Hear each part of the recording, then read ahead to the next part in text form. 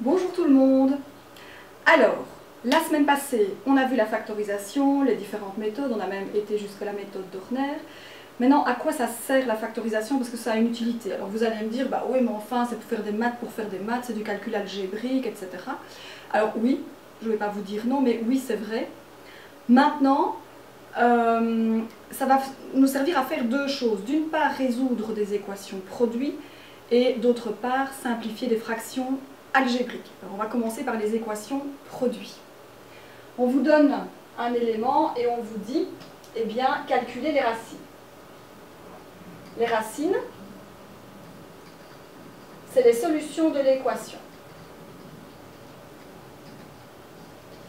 Pour calculer les solutions d'une équation, la première chose que vous devez faire, c'est égaler f de x à 0. Ça veut dire 0 égale 5x carré moins x. De cette manière, vous avez une équation, ça veut dire un signe égal avec un membre de gauche, un membre de droite. Comment résout-on l'équation du second degré? Il faut la factoriser. Alors, ici, on factorise cette expression en utilisant la mise en évidence. On n'oublie pas que c'est une équation, donc on laisse bien le 0. Je vais mettre x en évidence. Il va donc me rester 5x moins 1. Qu'est-ce que la règle du produit nul? Ici, vous avez bien un produit et il est nul.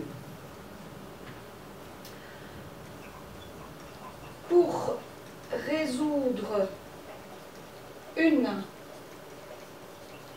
équation produit,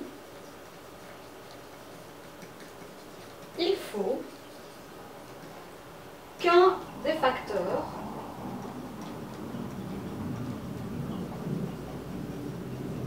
soit égal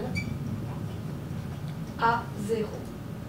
Ça veut dire que ici vous avez deux facteurs. Donc soit x est égal à 0, ou soit 5x moins 1 est égal à 0.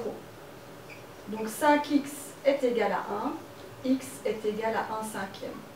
Donc on a deux solutions, soit x vaut 0, ou, c'est bien un ou, parce qu'il suffit qu'un des deux soit égal à 0 pour que l'équation soit vérifiée, ou x qui vaut 1 cinquième ici.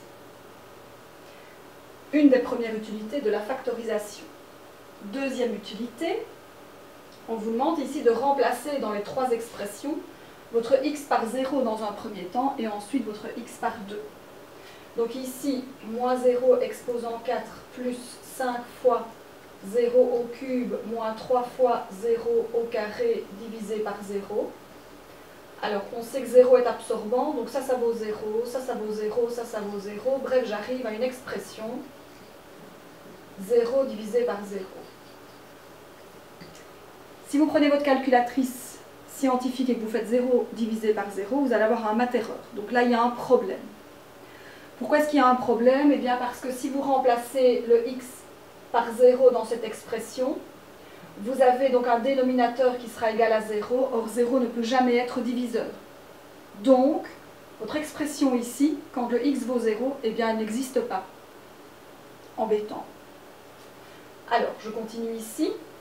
0 au carré moins 4 divisé par 0 plus 2. Donc j'ai moins 4 divisé en 2, moins 2. Ah, là ça fonctionne, pas de souci. Et enfin pour la dernière, 0 au carré moins 3 fois 0 plus 2 divisé par 0 moins 2. Donc j'ai 2 divisé par moins 2, ça me donne moins 1. Ah, bingo, ça marche aussi. On va passer dans l'autre colonne où l'on vous demande de remplacer par 2. Donc, moins 2 exposant 4 plus 5 fois 2 au cube, moins 3 fois 2 au carré, divisé par 2.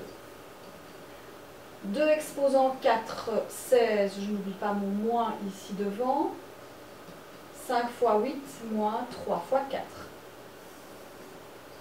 J'ai donc moins 16 plus 40 moins 12 divisé en 2. 40 moins 28 divisé en 2. 12 demi, 6, Bingo, ça marche. Expression suivante. 2 au carré moins 4 sur 2 plus 2. 4 moins 4 sur 4. Ça me donne donc 0 sur 4. Là, c'est parfois un peu piège parce que vous pensez que parce qu'il y a un 0, ça ne va pas fonctionner, mais 0 divisé par 4, ça fait 0. Bingo, ça marche aussi. Alors, le petit dernier, c'est 2 au carré moins 3 fois 2 plus 2 divisé par 2 moins 2. Alors là, par contre, j'ai 4 moins 6 plus 2 sur 0. 4 plus 2, 6 moins 6, 0. Ah, là, il y a un matériel encore. Donc là, ça ne marche pas. Alors, dans la vidéo suivante, on va se débrouiller pour que même si là, ça ne fonctionne pas, ça fonctionne quand même. A tout de suite.